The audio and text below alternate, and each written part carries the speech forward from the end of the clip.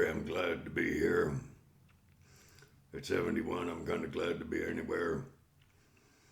I want to tell you a little short story. I have about 70 odd stories. I pick them out and I look at them and then I do some other story. In my family, uh, we're kind of hillbillies. I don't really think it's that bad. I guess it's kind of like bad breath. You'd be the last one to know.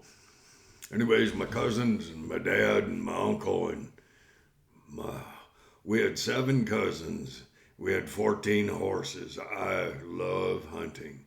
I don't care if I never shoot a single thing, but I don't like walking because I feed my horses all winter, and they kind of like me, and so we headed back in on the Brazos. That's west of Innisfil, Fairbed, and we hunted there a week, and then we headed north to what is called the Wilmore Wilderness. That's up near, right by Grand Cache, actually, and we went back in. My cousin had been an outfitter there for a long time, and anyways, we loaded all the horses up, and we headed out into the mountains, and I rode a short horse. It was my horse, of course, but I tell you, I'm a short man, and I like long-legged horses, tall and long-legged women. Anyways, you don't always get what you want. I rode that little horse for a few days, and I grew to really dislike it. And I rode away from the crew, all my cousins and family, and headed. I don't even know what that says. Anyways, I hope it's not bad. And that little horse, I rode it out across a valley about 7 miles long, and that little horse decided, when I turned it around to go home, it decided it was going to get there as quickly as it could. And I had heard, many years I'd heard about horses running away with you, and I thought not apt to happen with this man. And well, humility comes in many different ways, and that little horse took off, and wisely I reached down, and it took me a minute or two to find it, but I grabbed the saddle horn, and then I kind of thought I was going to die. And I wasn't too far off the truth. And I thought, well, I'll just circle this little boy out and around, and then I circled that horse once out there. I got it turned enough to make a circle. It was probably only a quarter of a mile across, and I turned him back, and I thought, don't you do that again, son. You don't know you don't even know what the lay of the ground is. The land is. I thought, this is not working out too good. And then I remember I never had much to do with rodeo. I just fall off horses. It seems to be a way of entertaining myself somehow. And I thought, if I were to reach up and grab that little guy's ear and lift its head a bit and bit its ear, I just bet he might stop and maybe buck me off, and I wouldn't mind walking this time. Well, I reached up, and I'm telling you, I've been on some fast horses, but you want to see a really fast horse, you want to see a short horse who's really upset. It's kind of like a short Irishman.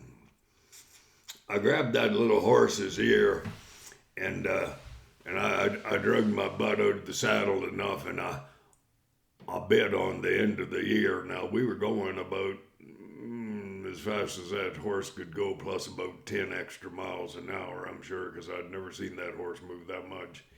And I bit on that ear, and I was kind of looking down, biting on the ear, and I noticed my shirt was getting red, and so I thought, oh, I'm hurting the horse, so I'd let go, and I'd lean back, I do this sort of thing. I don't mean to upset you, but I kind of smiled and I said, I'm going to die. We're coming up on a river. Here there's a sharp bend in the trail. I said, this little guy, he's not going to make it. And if he doesn't make it, surely I'll be swimming. And it didn't take more than a very short span of time. We covered about 5 miles. I actually did nothing. He wouldn't listen to me. We weren't even married. And we went around that turn, and I'm telling you, I thought, here, I'm coming. And that horse slowed to a walk in about 10 feet. And we walked across the stream. And I'm not real proud of telling my cousins, they're all cowboys. I'm a rancher. I want you to know something. I'm a real poor rancher. Well, if you knew the size of my mortgage and the smallness of my ranch, you'd understand what I'm saying. So I come off that river and I thought, I'm alive. That in itself is a remarkable happening. And I saw my cousin, and he's kind of coming towards me, and he asked, how's your day going? I said, well, pretty good. And he kind of looked at my shirt, and he didn't say anything. And he said, I kind of wanted to go over to the far side of the valley. I said, I kind of feel like taking a ride myself. I've just been out there dogging it along, and I sure was never going to tell him that a little horse just about sent me to the promised land. And so we rode over to the far side of the valley, and I crossed the stream, and I kind of looked at my cousin, and I said, you all going to come cross that stream? And he said, yeah. He said, I'm just going to wait because the water looks darker down there. I thought, you can take a city boy and you can put him on a horse, and you can put some manure on his boots, and he may be able to dance like Fred Astaire. I think that was a dancer. But I'll tell you, just because a city boy puts on a hat, puts on a belt, boots, doesn't make him a man. So anyways, I kind of smiled at my cousin. He had come all the way from Avening, Ontario, along with my uncle, and just family. And so I crossed back where it was kind of clear. I could kind of see the bottom. And I mentioned to my cousin again, I said, brother, I really think it might not be a bad idea if you crossed over. And he's kind of English and Irish, and it's kind of a bad combination. And, well, he said, I'll just cross down here. And I thought, I may be stupid, but if I were hoping not to get my knees wet, I wouldn't go walk across black water. Well, that horse he was riding, of course, was mine, and I knew it, kind of. It had kicked me once before as well, and so anyways, my cousin says, well, I'm coming across, and I thought, this is going to be real entertaining. So I turned my horse so that I could get a full-on view of that horse that he is on. I trained it, so it really didn't know squat, but what it did know was he didn't want to get his feet wet, really. So when it jumped, my cousin, tribute to him, I don't do this sort of thing. He actually stayed in the saddle. I usually come off because he had a grip on that saddle with two hands, and I only have one good hand. I don't have a good hand anymore. They're both kind of wonky, and that horse got out there over that stream, and I saw it. I believed it, but tell you, that horse, it kind of stayed in the air and didn't make much forward progress. And it kind of looked down as I was looking down, and the closer it got to the water, the higher it lifted its feet. And by the time it hit the water, its belly hit the feet, or hit the water first, and its feet were right there. My cousin and that horse, my cousin went in the water right up to his neck. That was really cold water. Well, somehow that horse touched bottom. I was probably only about 6 foot deep, and where I crossed was about a foot. And anyways, he got up on the bank, and I'm kind of quiet. And, I really feel sympathy for people who, done stupid things. So I finally was able to talk because I'd been laughing so hard, and I said, I sure am sorry about that. And he just looked at me. I said, I mentioned maybe kind of good to cross in quiet water. Anyways, that cousin in the mountains, well, I only ever take one, I only take what I wear, is what I'm saying. I climb in the sleeping bag at night. I have my chaps on. I kick my boots off. I don't kick them too far because I don't want to lose them, because I don't even like walking, let alone barefooted, and I climb right into my sleeping bag. I take my hat off because I have not yet found a pillow that allow me to wear my hat to bed. And I had a good sleep that night. Next day we got up, and my cousin, another cousin, he said, we're going, he's a guide.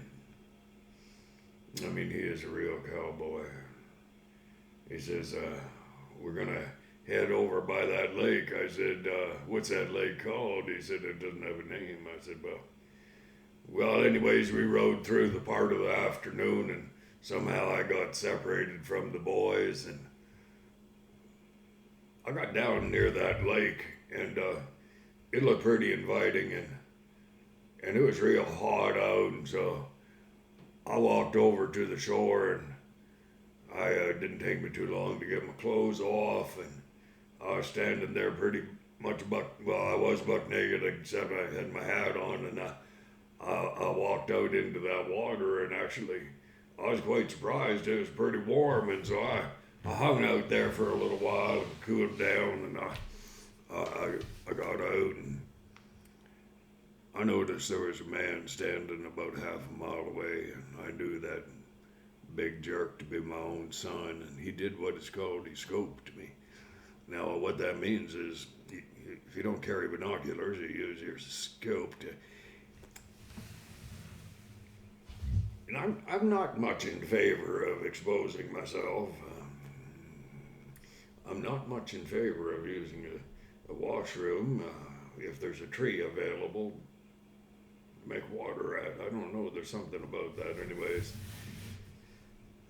My son did that to me a couple of times. Every time he did, I dove behind some brush. I finally got up to my pants, and fortunately, the sun and the wind had dried me off, and I was able to get dressed without too much difficulty. I rode to my son, and we had a father and son talk, and then we rode back to camp, and my cousin, he is pretty sharp. He's a good man. I'm going to tell you his name. His name is Gilbert Martin, one of the best men I ever met.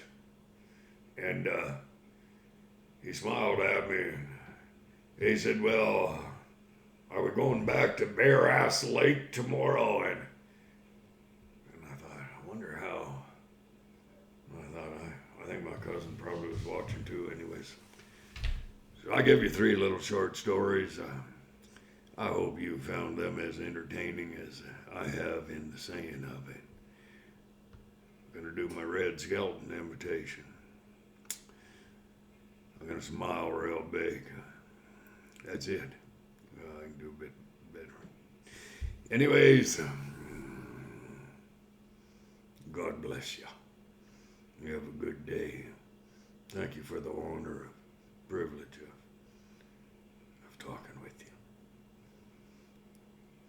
I'm going to try to turn this off.